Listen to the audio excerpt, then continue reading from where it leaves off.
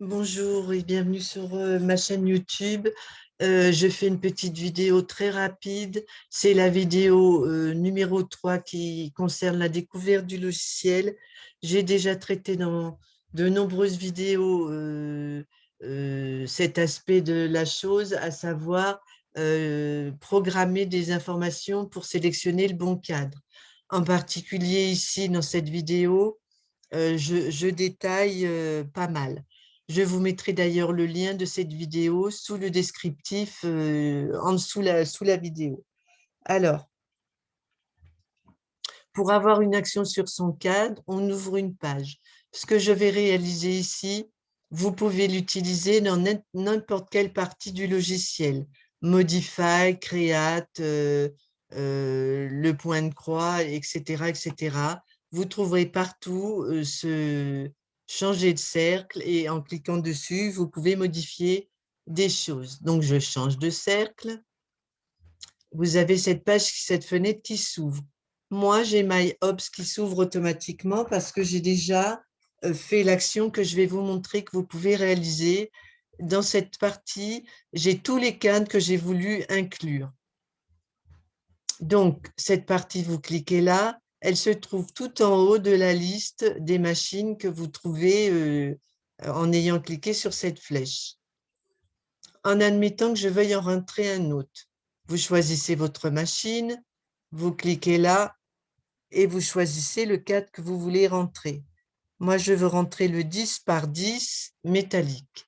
Je clique dessus, je coche et si je retourne ici, je vais tout en haut de la liste MyOps.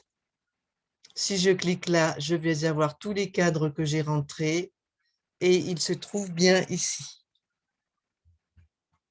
Si je veux le supprimer, je clique ici.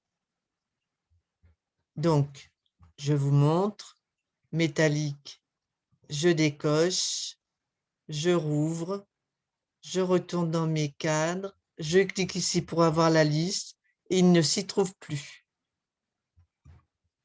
Je veux le remettre. Je clique ici, je clique sur ma machine. Ici, j'ai la liste de tous les cadres de l'EPIC. Je clique sur le 10 par 10 métallique et je le coche. Une fois que j'ai sélectionné le bon cadre, je peux le positionner comme ça ou comme ils appellent la méthode naturelle. Si finalement je veux modifier ce cadre, mettre des dimensions comme j'avais fait ici, où je voulais réaliser une étiquette avec des dimensions prédéfinies, je suis allée donc toujours sur cadre et j'ai coché ici. Et là, vous pouvez cocher les dimensions qui vous conviennent.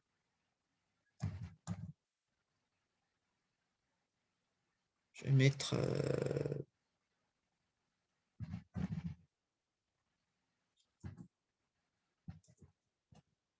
50, peu importe. Voilà, vous mettez les dimensions qui vous conviennent, vous avez mesuré le projet que vous voulez réaliser. Et puis, vous faites OK. Bon, alors là, moi, c'est tout petit. Une fois que vous avez réalisé votre projet, euh, il n'existe pas, à ma connaissance, de cadre de 5 par 20. Donc, quand vous allez vouloir le broder, il faudra que vous preniez au minimum un 8 par 8. Donc, vous cliquez là, vous décochez ici, vous allez dans vos cadres ou dans les cadres de la machine. Donc, moi, mes cadres, et je vais sélectionner un 8 par 8. OK. Voilà. Donc, vous voyez, c'est vraiment pas compliqué, mais si vous mettez un cadre pas trop grand, ça vous permet d'avoir une bonne vue sur le travail que vous réalisez.